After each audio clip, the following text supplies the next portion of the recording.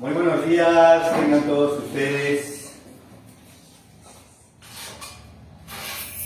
Esperamos que se conecte alguien ahí. Empezamos un poquito tarde, 15 minutos, pero pues en los preparativos les agradecemos su paciencia. Nos encontramos con algunos amigos. Agradecemos mucho al grupo de clases que asiste al Seminario de Códices. Agradecemos el apoyo también de compañeros en el perfil de Facebook, a Felipe Rosas, a Shui Akat, a Ana GS. Mandamos muchos saludos a Carolina Narciso.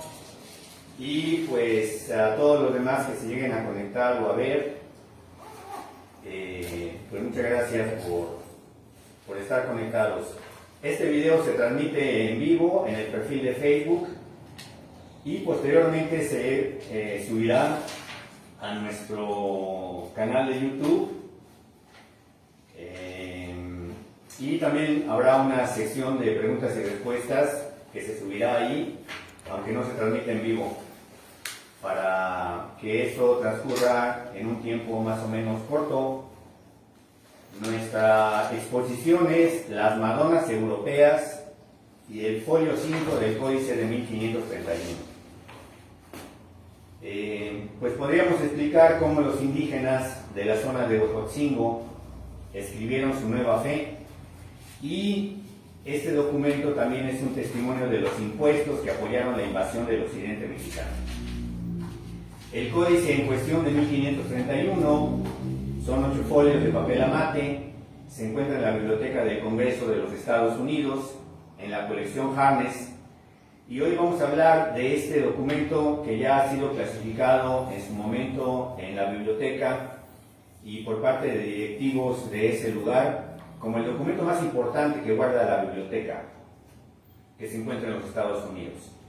Lamentablemente, pues no hay estudios criptológicos que aborden algo de la complejidad del sistema que está descrito aquí, sino simplemente ha sido una curiosidad, tanto en su material, formato o papel, soporte, amate, y en su escritura, que es pictográfica, pero que hasta el momento no ha sido descifrada. Así que esta va a ser una pequeña introducción al estudio del códice y vamos a ver bajo qué condiciones estamos operando. Somos Seminario de Códices, Asociación Civil. Te invitamos cordialmente a que te unas a nuestro proyecto, ya sea pues checando las publicaciones que tenemos en el sitio, o si no, pues integrándote a nuestras clases que tenemos online y pues en vivo en nuestros diferentes lugares, en la colonia Narvarte Poniente y de momento en la alcaldía Iztapalapa junto al Metro Acapulco. Somos una asociación civil que se fundó para preservar el método de comparación y análisis del Dr. Joaquín Galarza, y nos puedes encontrar en las siguientes ligas que tú estás viendo en la pantalla. Estamos a tus órdenes para que tú puedas conocer de viva voz, en directa presencia, pues esas nuevas técnicas de investigación que por los últimos casi 70 años pues han estado presentes en el país, para que tú puedas conocer más sobre nuestro pasado. Esta presentación es porque hubo una invitación a exponer que no se concretó en la ENA, en la Escuela Nacional de Antropología e Historia, debido a una selección donde este tema no fue aprobado. Sin embargo, las redes sociales permiten la difusión del contenido, ya esté aprobado o no en alguna institución, ya que esta difusión es de clave importancia para la investigación del México colonial y prehispánico.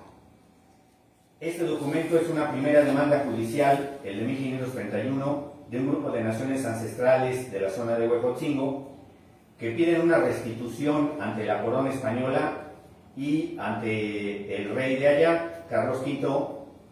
Se gana el juicio y dictamina a Carlos V que hay que reponer ese dinero que se pagó de más para esta expedición liderada por Nuño de Guzmán, y que por lo tanto él cometió abusos y hay que restituir ese dinero que se puso de más para esa expedición.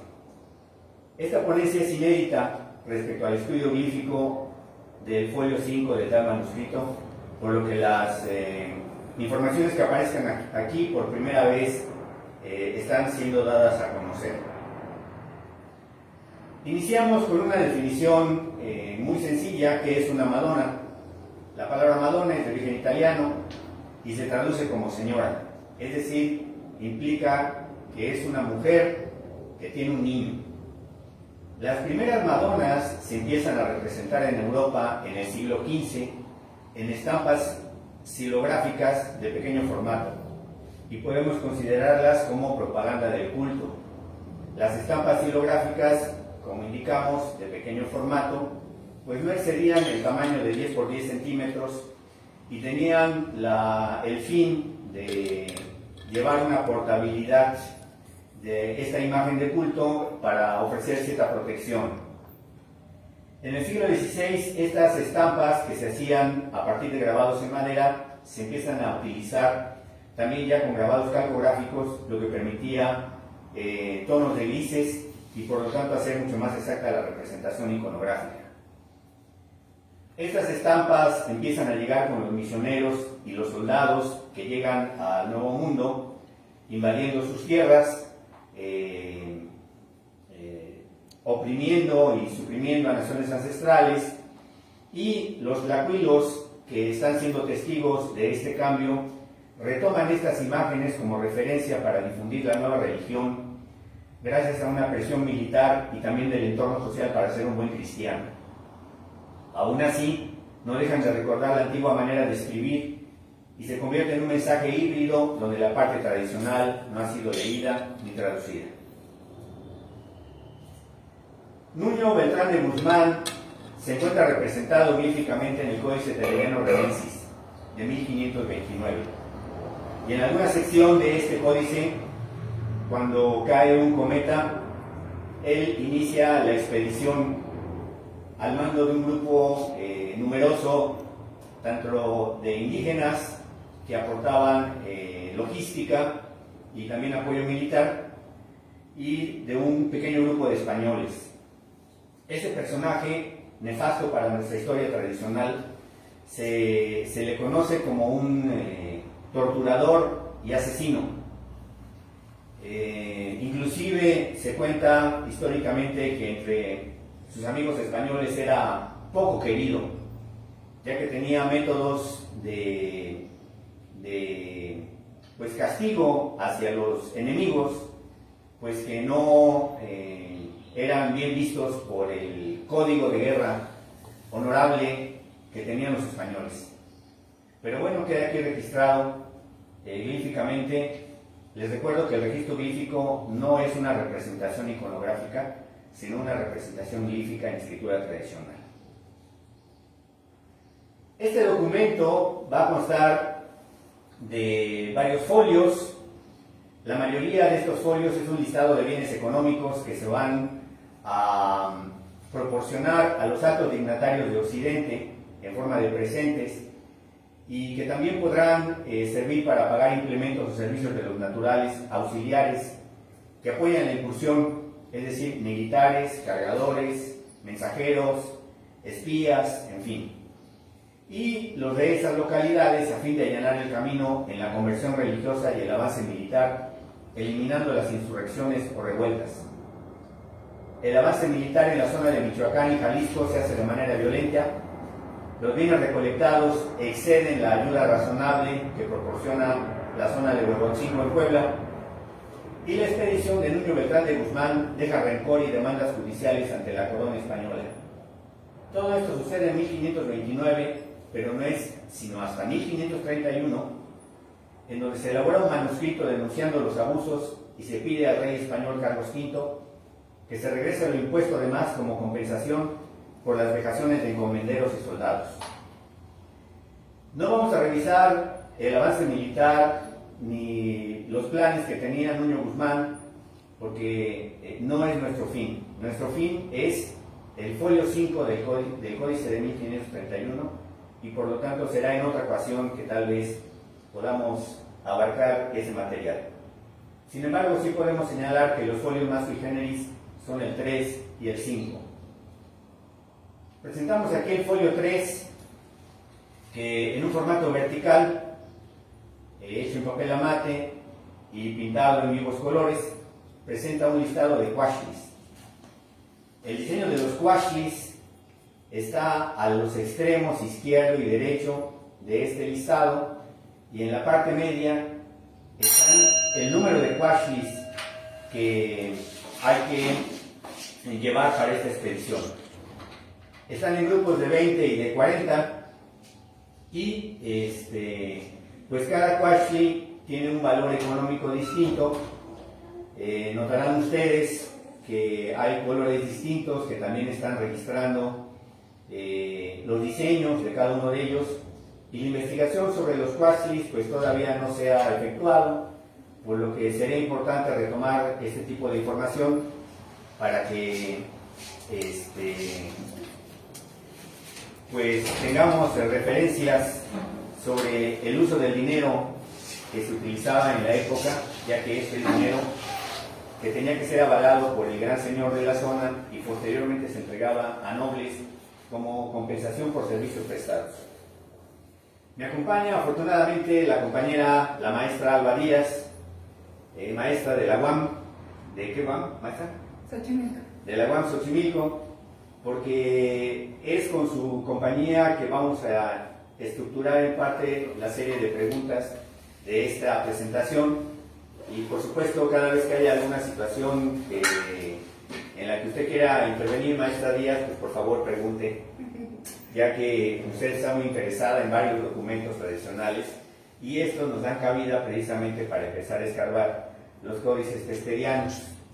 Pero bueno, pues más adelante, conforme usted vea el desarrollo de la ponencia, acabamos de empezar, pues si es tan amable de hacer sus preguntas y respuestas para pues poder encaminarnos posteriormente a una fase más amplia de las mismas, que seguramente resolverán algunas dudas, si es usted tan amable. Bueno, este es un acercamiento del folio 3. Ustedes pueden notar en la parte media la numeración matemática de cada uno de los quashlis que están aquí presentes, y bueno, pues son de gran belleza, están pintados de rojo, y eso los hace ser sumamente y muy atractivos visualmente. La numeración pues es 20, a veces de unos, o 20 y 20. Adelante, por favor. Y bueno, pues hay que hacer todo un estudio glífico de los mismos, pues para poder descifrar su capacidad económica de representación de canje de bienes. Este es el folio 5 que nos atañe. Es un folio que se ha indicado como el inicio del códice, aunque en realidad no lo sabemos. Y bueno, pues notarán ustedes que pues hay un listado muy interesante de bienes y aporte humano, y ese aporte humano pues también es parte de la ayuda que se está prestando a esta expedición. Por supuesto, la parte más importante son las soleras circulares que están aquí en oro, las que se encuentran a la derecha de la Virgen, de la Madonna. Son aproximadamente de un tamaño de 7 u 8 centímetros, y hay 3 más que se encuentran en la parte de la izquierda, viendo esto de frente, en forma de 3 círculos, y esas son mucho más grandes, probablemente tengan un diámetro de entre 25 y 30 centímetros. Son soleras de oro a la manera tradicional, y pues también representan un pago importante al hacer el avance de la expedición. Por supuesto, a los españoles no les interesaban las plumas de quetzal, ni algunos otros instrumentos valiosos como ollas o cajas para guardar cosas valiosas, sino otro tipo de situaciones. Pero bueno, es un choque cultural, y hay que entender que el códice está siendo elaborado en el mismo momento en que ciertos valores están cambiando de manera acelerada al al invadir los europeos el altiplano central y posteriormente moverse hacia el occidente mexicano. Tenemos un área de distribución geográfica, de distribución glífica, para estos bienes que están ahí, y en la parte derecha ustedes pueden encontrar que hay una distribución especial. La más importante, por supuesto, es la Madonna, y junto a la Madonna, en varias áreas, están colocados bloques que deben ser leídos en el idioma de origen, en este caso el náhuatl, para poder hacer la lectura final de este importante documento. Por supuesto, ustedes podrán notar, tanto nuestros amigos que están ahorita conectados al perfil, o si no, que posteriormente vean esto en diferido, pues que el área más importante es la Madonna, que se encuentra en ese cuadrado multicolor y al centro en esta representación glífica. Vamos a analizar primero la Madonna, y en realidad solamente para eso vamos a tener tiempo, ya que es un documento muy complejo y pues no podríamos pasar muchas horas aquí grabando, ya que sería tal vez lesivo para la atención de la audiencia. La Madonna la vamos a dividir en dos bloques de atención. La primera es la estructura de la Madonna en sí, y posteriormente la parte de atrás de la Madonna, es decir, esos cuadros multicolores que se encuentran donde descansa sobre ellos la Madonna. Pero vamos a hablar primero qué es una Madonna europea y cuál es su imaginería común.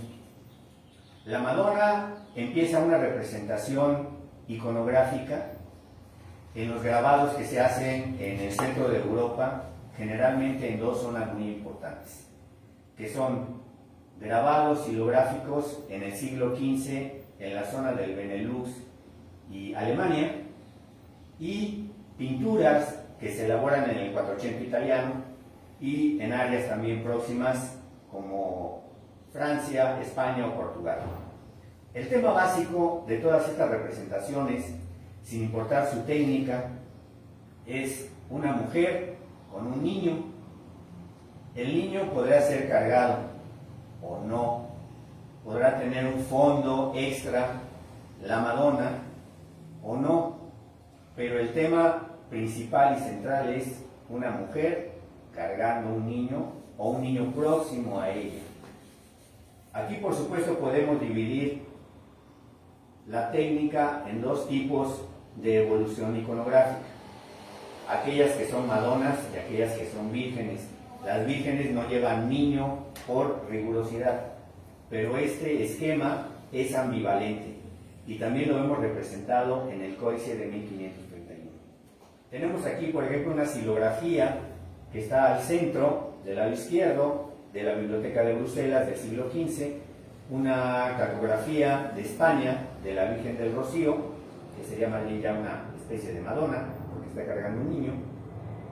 Tenemos una pintura desconocida, de autor desconocido, en un estilo un poco más bizantínico, del siglo XV, y a la derecha tenemos una bella representación de una Madonna de un pintor del siglo XV, muy habilidoso, por cierto, en su recreación de volúmenes, que se llamaba Fra Angelico, de origen italiano, y bueno, pues que empieza ya a romper los marcos visuales con estas representaciones de juegos de luces tremendamente bellas para la representación iconográfica de Europa.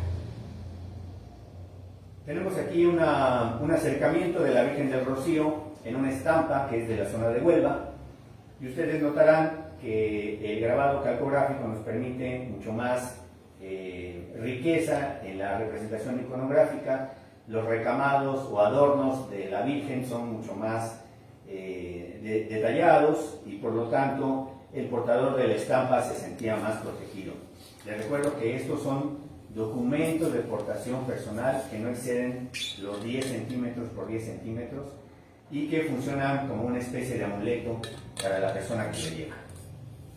Notarán que lleva un niño. Este niño es una especie de representación miniatura de un emperador, y ella, pues casi virtualmente se le dice por su corona que es una reina, y porta también ropajes de reina. Pero vamos a lo que es importante para nosotros y nuestro patrimonio visual y cultural: la escritura glífica en este códice y la representación de una Madonna, que también lleva a un niño, por eso es una Madonna. Podemos decir, por el uso del color, que es una especie de amarillo ocre o amarillo viejo, que este color generalmente está usado en nuestro campo glífico para conectarnos con el dios Xipetotec. ¿Quién era Xipetotec? Pues era el regente de la producción de oro, y su piel era como oro. Entonces, básicamente lo que nos están diciendo aquí, pues es que la Virgen es tan preciosa, la Madonna es tan preciosa como el oro. Notamos también que su ropaje tiene una serie de ondas que caen y que están representando un poco la anchura de la ropa, pero también de la exquisitez de la tela. Pero para nosotros, si somos atentos a la construcción glífica, pues nos está diciendo que su ropa es algo así como agua. Entonces es una especie de metal líquido, o sea, un metal precioso. También notamos que lleva un aro de brillo en la parte superior, arriba de su cabello, en forma de media luna, recamado con ciertas cuencas rojas que nos hablan del culto al oro y al sol.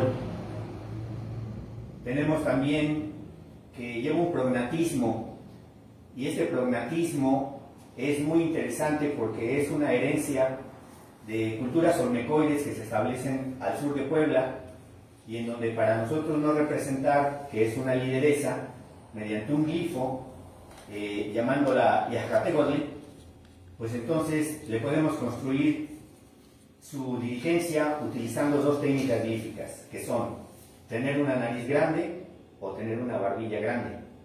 En este caso, su prognatismo es indicativo de que es la dirigente. Esa es la resolución glífica. Notamos una gran mano que está acariciando su cabello suelto color caoba, más bien como rojizo, relacionándonos con el fuego. Pero es muy importante para nosotros entender que las mujeres que utilizaban tradicionalmente en nuestras costumbres los cabellos sueltos son vírgenes y doncellas. De esa manera se indica que esta virgen es tal, es decir, no ha conocido varón, por el arreglo de su cabello suelto. Esa es nuestra tradición. Si estuviera con el cabello trenzado, se indicaría que ella es una mujer casada.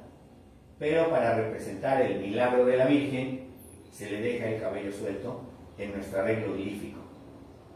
Notamos que lleva una mano muy grande. La mano toca su cabello, pero también está tocando al niño. Es decir, le da un poco de su participación virginal. Por lo tanto es un niño concebido sin la necesidad de varón. Los dedos son muy importantes porque esa es otra tradición glífica que se desprende de procesos cosmogónicos o etiquetas cosmogónicas muy lejanas, ya relacionadas con los olmecas. Vamos a pasar al niño, que es una situación muy interesante, porque ustedes notarán, estimados compañeros, que el niño está doblado en un ángulo de 90 grados. O sea, el torso y su cabeza están acostados y la parte de su cintura para abajo están en un ángulo. Esta visión de estar representado como una especie de niño en escuadra es inusual para los patrones de las Madonas europeas y es una interpretación única de nuestra glífica. La palabra para describir niño en nuestro idioma náhuatl es nenech, pero también significa muñeco. ¿Y qué ser podría doblarse en un ángulo de 90 grados? ¿Un niño o un muñeco? Pues un muñeco. Entonces quiere decir que el niño que está ahí sí es el hijo de alguien, pero no es un ser natural, es un muñeco. Entonces con esto se rompe la tradición de que la representación debe ser sobre un niño vivo. Lo que estamos viendo aquí es un muñeco. Y dice que la Virgen no tiene un niño, tiene un muñeco. Entonces esta es una situación muy especial que solamente puede ser descrita por las propiedades de la escritura glífica. Por supuesto tiene también su cabello de fuego y su aro que lo decora de oro con circunstación de piedras preciosas rojas. ¿Sí? Su ropaje rojo lo liga con el culto al sol, y si se dan cuenta sus piecitos también están en ángulo. Y están en ángulo porque nos está indicando para nuestra escritura glífica que él es como un muñeco y como un sol, pero vagabundo. El poder representar los piecitos chuecos de alguien nos va a indicar que alguien es viajero, es decir, es un nené, que es una persona que viaja sin descanso, o un ser que viaja sin descanso, exactamente como viaja el sol. Bueno, pues estas son las características que presenta nuestra Virgen de manera sucinta. Como se dan cuenta, todo el planteamiento glífico, pues es en base a la escritura tradicional y sigue estos patrones, aunque para el vidente, para las personas que están viendo el documento, pues ellos no se dan cuenta de que están viendo en realidad una escritura tradicional. Es decir, todo esto que se ve aquí es glífico y debe ser leído en el idioma de origen. Pasamos a la base o fondo, que en realidad es un quashli, que está dividido en varios colores.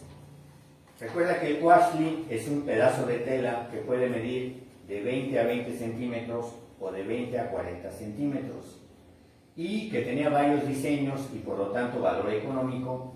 Estos quashlis eran, después de tejidos en telar de cintura y teñidos en diversas técnicas, algunas similares al batik, eran dados al gran señor, él los validaba y los regalaba a nobles, ya fuera guerreros o nobles indígenas, y con ellos podían comprar cosas.